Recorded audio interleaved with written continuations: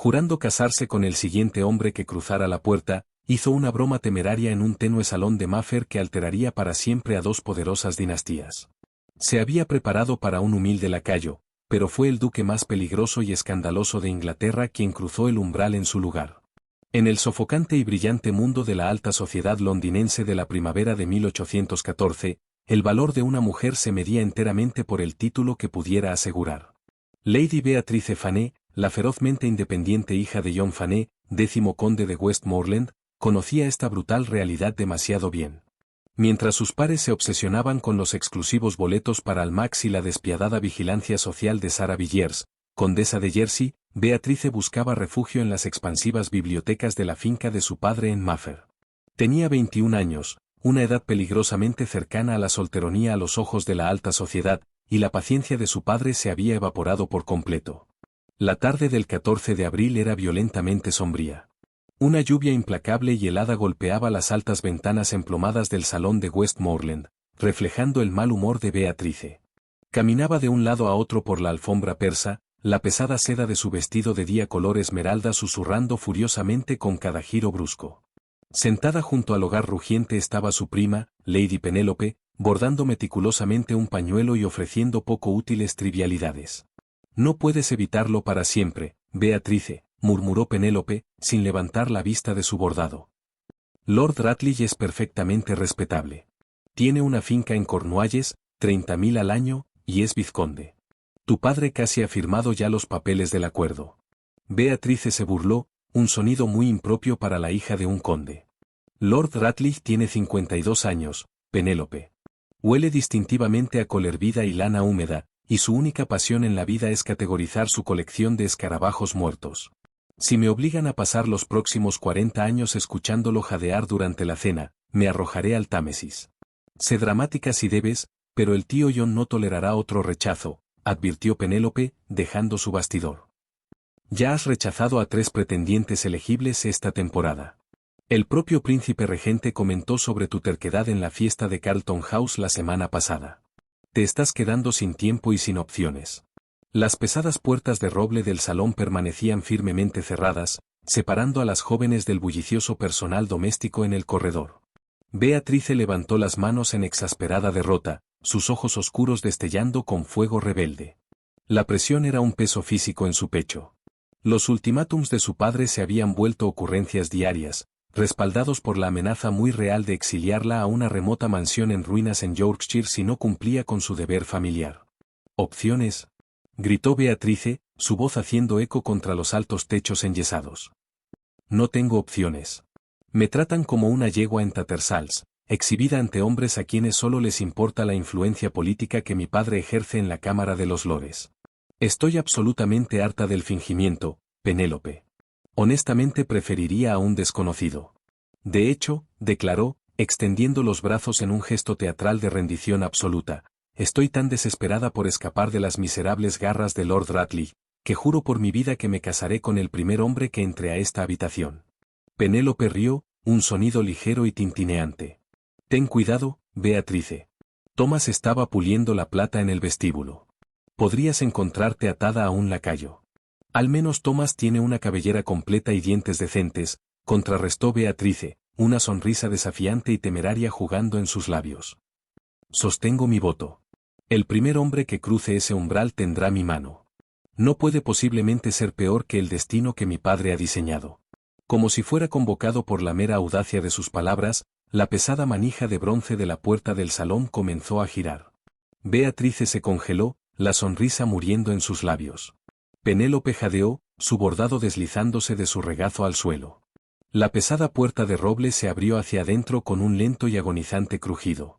Beatrice se preparó, esperando la librea familiar de uno de los sirvientes de su padre trayendo té, o quizás al propio conde viniendo a dar otra dura reprimenda. En cambio, una silueta imponente llenó la puerta. El hombre que cruzó el umbral no era un sirviente. Estaba empapado, una pesada capa de montar cayendo sobre sus anchos hombros, goteando agua de lluvia sobre el pulcro piso de madera. Se quitó los guantes de cuero empapados con un movimiento lento y deliberado, su presencia sofocando instantáneamente la vasta habitación. Era Tristán Cavendish, el duque de Harrington. Beatrice sintió que la sangre le abandonaba el rostro. Penélope dejó escapar un suave chillido ahogado de puro terror. Tristán Cavendish no era simplemente un par del reino, era un escándalo andante y respirando. Veterano de la brutal guerra peninsular, portaba una tenue y perversa cicatriz a lo largo de su afilada mandíbula, un recuerdo del sitio de Badajoz. Pero no era su pasado militar lo que hacía temblar a las anfitrionas de la sociedad. Era su reputación. Lo llamaban el Diablo de Devonshire, un hombre rumoreado a haber arruinado a 3 nobles en París, se batió en duelo 2 veces en el continente, matando a un hombre, y abiertamente se burlaba de los rígidos códigos morales de la alta sociedad londinense. Era letalmente apuesto, inmensamente poderoso, y absolutamente despiadado. Se quedó de pie un largo momento, el aroma a lluvia, lana húmeda y rico tabaco precediéndolo. Sus penetrantes ojos azul hielo se fijaron en Beatrice, quien estaba parada paralizada en el centro de la habitación, su mano todavía congelada en el aire de su declaración teatral. El silencio se extendió tenso y frágil como la cuerda de un arco. Tristán lentamente desabrochó su capa mojada, entregándosela sin mirar a un sirviente invisible que rondaba aterrado en el corredor. Entró completamente a la habitación, sus pesadas botas de montar resonando contra las tablas del piso. Cuando estuvo a meros centímetros de ella, se detuvo. La miró hacia abajo, una sonrisa peligrosa y depredadora curvando la comisura de sus labios. Siempre he admirado a una mujer de palabra, Lady Beatrice. La voz de Tristán era un barítono bajo y áspero que envió un escalofrío involuntario por su columna. Extendió la mano, tomándola de ella, temblorosa y fría, en la suya cálida y callosa, e hizo una reverencia elegante para presionar un breve y ardiente beso contra sus nudillos. Enderezó su mirada, sin apartarla nunca de sus ojos amplios y aterrorizados. Acepto su propuesta. Durante un minuto completo, el único sonido en el salón de Westmoreland fue el violento azote de la lluvia contra el cristal. La mente de Beatrice se quedó completamente en blanco. Retiró su mano de golpe del agarre del duque como si la hubieran quemado. ¿Usted, escuchó eso? Tartamudeó, toda su bravata previa evaporándose en el aire frío y húmedo que él había traído consigo. Las paredes de esta finca son sorprendentemente delgadas, y su voz, milady, se transmite bastante hermosamente, respondió Tristán con suavidad, paseando hacia la chimenea rugiente para calentarse las manos. Se veía completamente a sus anchas, un marcado contraste con el pánico absoluto que atenazaba a las 2 mujeres detrás de él. Es un día raro cuando a un duque se le ofrece la mano de la hija de un conde de manera tan espontánea. Sería un tonto en rechazar una oferta tan ventajosa y vigorosamente declarada. Fue una broma. Deténgase, gritó Beatrice, su voz elevándose una octava más de lo normal. Un lapso momentáneo de razón nacido de la frustración. No puede posiblemente creer que hablaba en serio. Su gracia, fue una conversación privada con mi prima. Tristán dio la espalda al fuego, las llamas proyectando sombras danzantes y demoníacas a través de sus filosos pómulos y la pálida cicatriz en su mandíbula. Un voto hecho ante un testigo, observó, mirando hacia Penélope, que parecía a punto de desmayarse en el sillón más cercano, y un juramento solemne jurado por su vida. Soy soldado, Lady Beatrice. Me tomo los juramentos muy en serio. Esto es absurdo. Está loco, respiró Beatrice, retrocediendo un paso. Ni siquiera me conoce. Sé lo suficiente, contrarrestó Tristán, sus ojos oscureciéndose. Sé que tiene 21 años. Sé que lee a Lack y a Rousseau cuando debería estar leyendo figurines de moda. Sé que deliberadamente derramó vino sobre las botas de Lord Castlereagh la temporada pasada porque estaba en desacuerdo con su política exterior.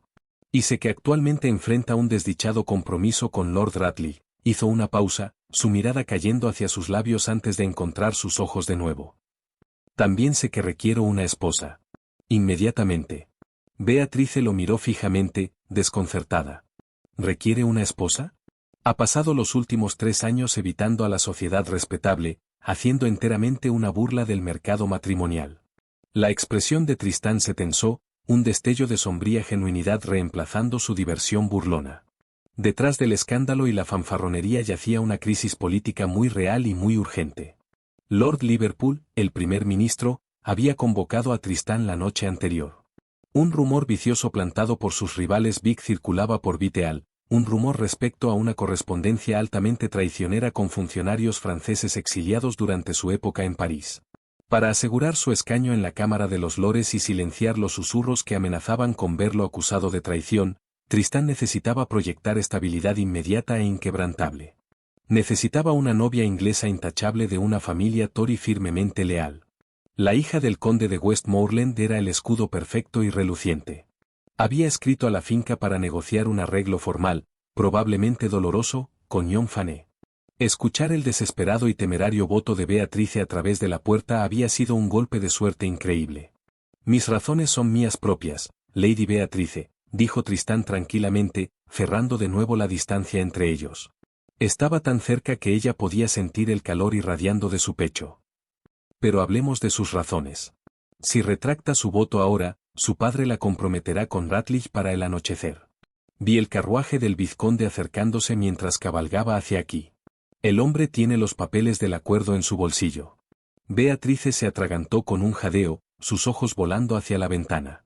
En efecto, a través de la lluvia torrencial, apenas podía distinguir el escudo en un carruaje negro entrando por el sendero adoquinado. Cásese conmigo, dijo Tristán, su voz cayendo a un áspero susurro destinado solo a ella. Le ofrezco la protección de mi título, acceso a una fortuna que empequeñece a la de su padre, y la libertad de vivir como le plazca en mi finca campestre, lejos de las sofocantes reglas de Londres. A cambio, se parará a mi lado esta temporada e interpretará el papel de una devota duquesa. Un matrimonio de conveniencia, susurró ella, su corazón golpeando salvajemente contra sus costillas. Un arreglo de negocios, corrigió él. Con el beneficio adicional de salvarla de una vida entera categorizando escarabajos muertos. Las puertas del salón se abrieron de golpe. John Fanny, el conde de Westmoreland, entró a zancadas, su rostro púrpura de indignación, seguido de cerca por la figura encorvada y jadeante del vizconde Rutledge. Beatrice, bramó el conde, ajeno al imponente duque de pie junto al fuego. ¿Lord Rutledge está aquí para finalizar él? El conde se detuvo en seco, sus ojos abultados mientras finalmente registraba la presencia del duque de Harrington en su salón familiar privado. Su gracia, tartamudeó, el color desapareciendo de su rostro rubicundo. No lo esperábamos. Me dijeron que estaba esperando en mi estudio. Tristán se colocó suavemente frente a Beatrice, protegiéndola efectivamente de la ira de su padre y la mirada acuosa del vizconde. Mis disculpas, Westmoreland, mintió Tristán sin esfuerzo, su tono goteando autoridad aristocrática. No pude esperar en el estudio. Vine a buscar a su hija de inmediato. Verá, he venido a pedir formalmente su mano en matrimonio. Lord Rutledge dejó escapar un sonido húmedo y jadeante. La mandíbula del conde se abrió completamente. Su mano, repitió el conde, mirando entre su rebelde hija y el par más infame de Inglaterra. Pero, ¿Lord Rutledge y yo? Seguramente somos hombres de mundo lo suficiente para comprender que un duque supera en rango a un vizconde, terminó Tristán, mirando fríamente a los hombres mayores. Volteó ligeramente la cabeza, mirando por encima de su hombro hacia Beatrice. La máscara del aristócrata despiadado estaba perfectamente en su lugar, pero en sus ojos, ella vio un desafío. ¿Tenemos un trato?, preguntaban sus ojos. Beatrice miró el rostro conmocionado de su padre. Miró a Lord Rutledge, que actualmente se secaba la frente sudorosa con un pañuelo que olía intensamente a alcanfor. Pensó en las pesadas y sofocantes cadenas de la vida que habían planeado para ella. Luego miró la espalda ancha e inflexible del duque de Harrington, un hombre envuelto en oscuridad, escándalo y peligro, pero un hombre que acababa de ofrecerle una ruta de escape. Salió de detrás de él, levantando la barbilla con cada gota de orgullo aristocrático que poseía. Es cierto, padre, dijo Beatrice, su voz clara y sorprendentemente estable, aunque sus manos temblaban violentamente, escondidas en los pliegues de su falda. El duque me ha hecho una oferta, y la he aceptado. Dentro de 48 horas, el anuncio se imprimió en el Morning Post. Las ondas de choque sacudieron las ventanas de cada mansión de élite en Londres. Lady Castlereagh casi se ahogó con su té matutino, y los exclusivos salones del Club Vites zumbaban con apuestas sobre cuánto tiempo duraría la tempestuosa unión. Lady Beatrice Fanny, la ferozmente inteligente y notoriamente terca hija del conde de Westmoreland, se casaría con el diablo de Devonshire. La trampa se había cerrado. Los votos estaban fijados, pero mientras Beatrice estaba de pie en la terraza de la casa de su padre, la noche antes de la boda, mirando hacia la ciudad oscurecida, se dio cuenta de que casarse con el primer hombre que cruzó la puerta podría haberla salvado del aburrimiento, pero la había arrojado directamente al fuego. La boda de Lady Beatrice Fane con Tristan Cavendish, el duque de Harrington, en San Jorge, Hanover Square, fue un espectáculo de tensión sofocante. La congregación de la élite londinense se sentó en silencio sin aliento, esperando que el novio exhibiera la locura que la alta sociedad tan alegremente le atribuía. Beatrice, envuelta en pesado encaje de Bruselas marfil, mantuvo la barbilla elevada, negándose a titubear bajo la mirada hostil de Sarah Villiers en el primer banco. A su lado, su padre irradiaba una energía engreída y victoriosa. Cuando Tristán finalmente tomó su mano, su piel estaba impactantemente fría. Pronunció sus votos en un barítono plano y gutural que apenas registró sobre la voz temblorosa del vicario. No hubo beso para sellar la unión, meramente el rasguño de una pluma y una retirada apresurada. Dentro de la hora, quedaron sellados dentro de un carruaje forrado de terciopelo que llevaba el escudo de Harrington, desgarrándose hacia el oeste hacia Devonshire. El viaje de 3 días fue una clase magistral de resistencia psicológica. Tristán se enterró en misivas fuertemente redactadas, ignorando completamente a la mujer con quien acababa de jurar apreciar. Beatrice miraba por la ventana rayada de lluvia, su desafío inicial dando paso a un temor creciente. Estaba legalmente atada a un enigma de hombre, un soldado desgraciado que la miraba no con la calidez de un esposo, sino con el frío cálculo de un táctico. La tarde del tercer día, ascendieron hacia las implacables y brumosas extensiones de Dartmoor. Asomándose de la penumbra estaba Wycliffe Hall. No era una gran mansión, sino una fortaleza brutalista de piedra gris dentada que parecía arañar el cielo oscureciéndose. «Bienvenida a su jaula dorada, duquesa», murmuró Tristán, saliendo hacia el viento cortante. Era la primera oración completa que le había dicho desde Middlesex. Durante la primera quincena, habitaron la extensa y llena de corrientes de aire finca como dos fantasmas, evitando estrictamente los mismos corredores. Tristán se recluyó en su estudio de planta baja, recibiendo misteriosos jinetes encapuchados a todas horas de la noche. Beatrice, negándose a sucumbir a la melancolía de su aislamiento, tomó a la fuerza una yegua tordilla de los establos y cabalgó ferozmente a través de los páramos. Al regresar, observó de manera encubierta los peculiares ritmos del hogar. Los sirvientes no se acobardaban ante Tristán como afirmaban los chismosos de Londres. Se movían con precisión militar y lealtad absoluta y sin cuestionamientos. Más sospechosamente, Beatrice notó sellos de cera desechados en las cenizas del hogar, sellos que llevaban los escudos de las autoridades portuarias francesas en Calais y Marsella. El punto de inflexión llegó un martes, acompañado de una violenta tormenta atlántica que sacudió el cristal emplomado del antiguo salón.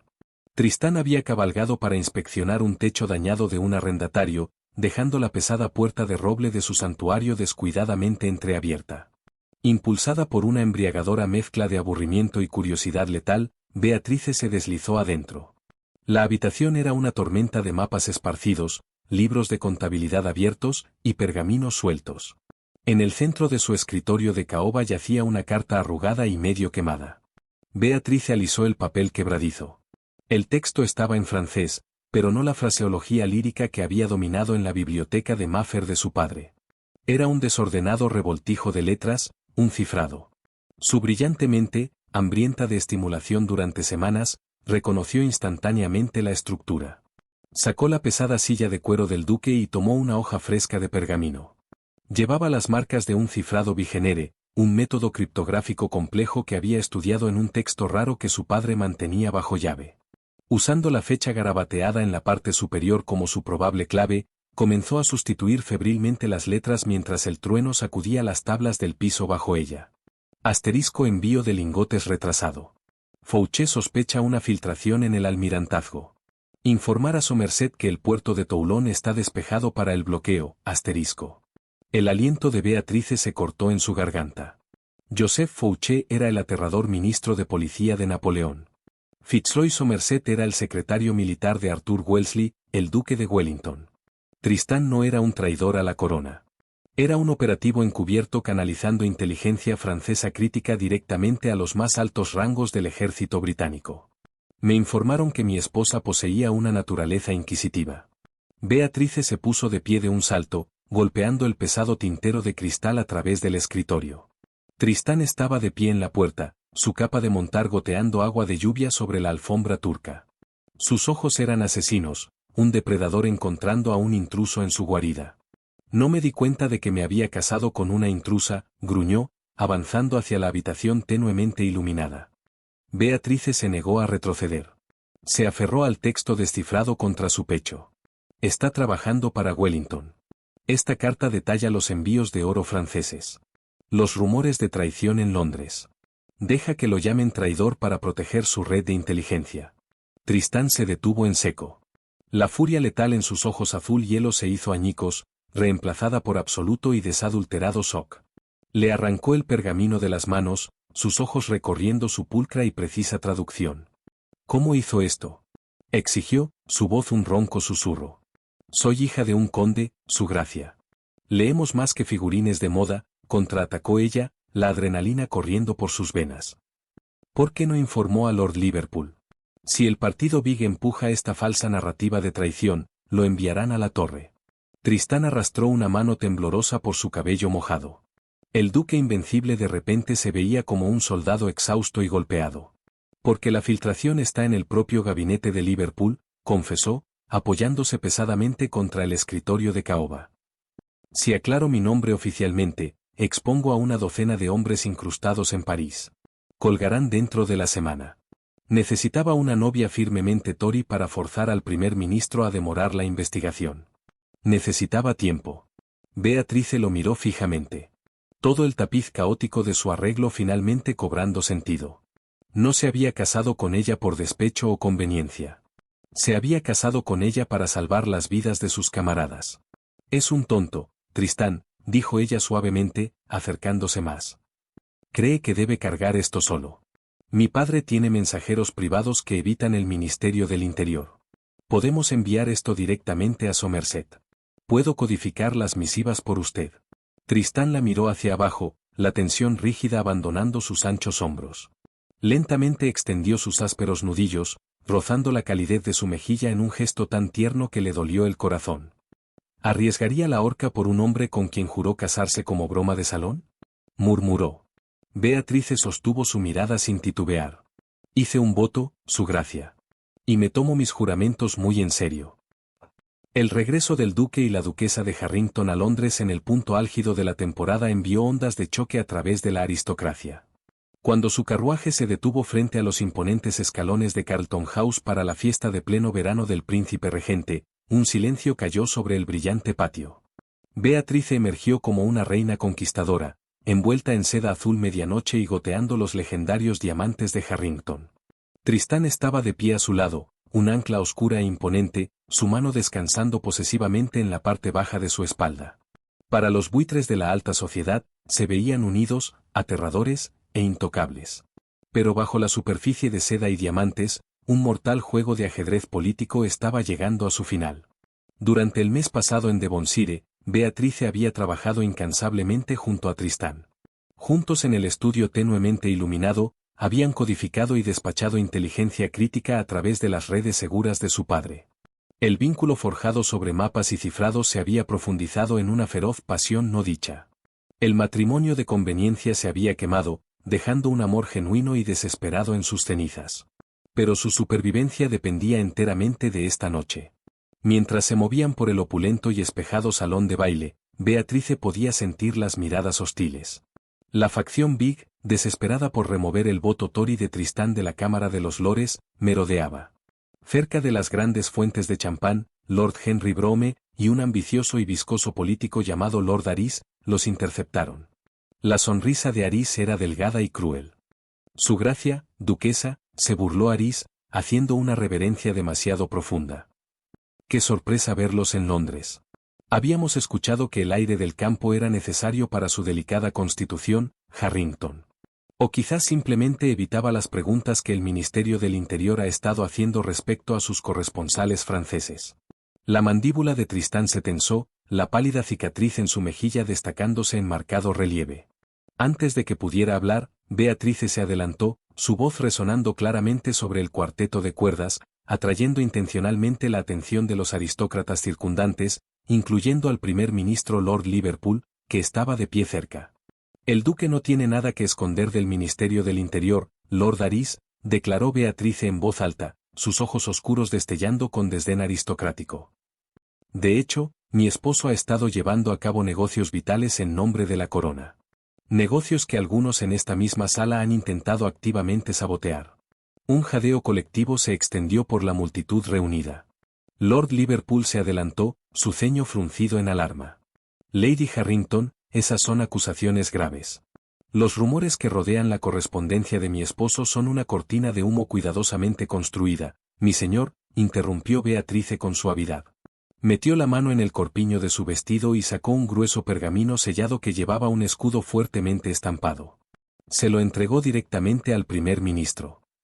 Una misiva, Lord Liverpool, de Lord Fitzroy Somerset, escrita en nombre de Arthur Wellesley, el duque de Wellington, anunció Beatrice, su voz inquebrantable. Detalla la naturaleza exacta del trabajo de inteligencia de mi esposo en París, confirma la extracción de sus operativos, e implica fuertemente a ciertos miembros del partido Whig en intentar interceptar secretos militares británicos para su propio beneficio político. Lord Aris se puso completamente blanco, dando un paso tambaleante hacia atrás. Lord Brougham parecía haberse tragado un limón. El primer ministro rompió el sello, sus ojos recorriendo el pesado pergamino. El salón de baile estaba tan silencioso que se podía escuchar la cera goteando de las arañas de luces.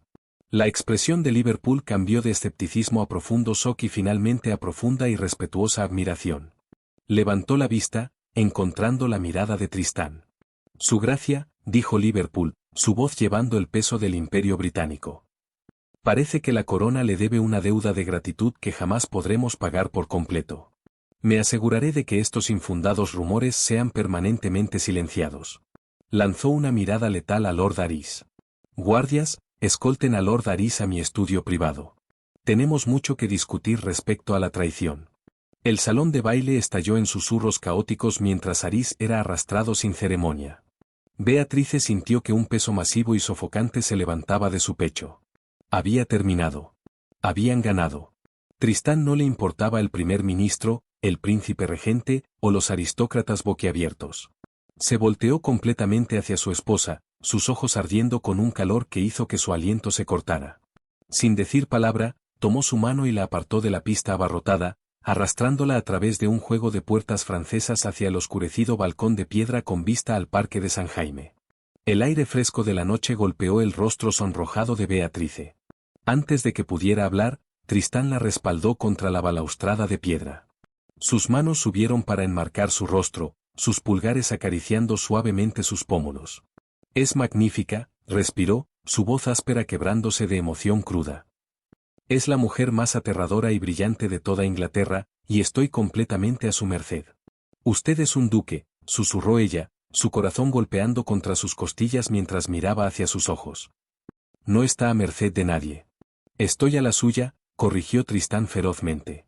Se inclinó, sus labios rozando los de ella. Me salvó la vida, Beatrice. Salvó mi honor. Cuando juró casarse con el primer hombre que cruzara esa puerta, pensé que estaba capturando un escudo conveniente. No me di cuenta de que me estaba rindiendo a mi ruina. ¿Está arruinado, Tristán?, preguntó ella, una sonrisa suave y burlona jugando en sus labios. Completamente, juró él. La besó, entonces, no con la fría finalidad de su día de bodas, sino con un hambre ardiente y desesperada que los consumió a ambos. Fue un beso que prometía toda una vida de secretos compartidos, lealtad feroz, y una pasión que desafiaba cada regla rígida de la sociedad que acababan de conquistar. Beatrice envolvió sus brazos alrededor de su cuello, atrayéndolo más cerca, sabiendo que su descuidado y temerario voto había sido el mayor golpe de suerte de su vida. Había pedido un desconocido, y el destino le había entregado un rey.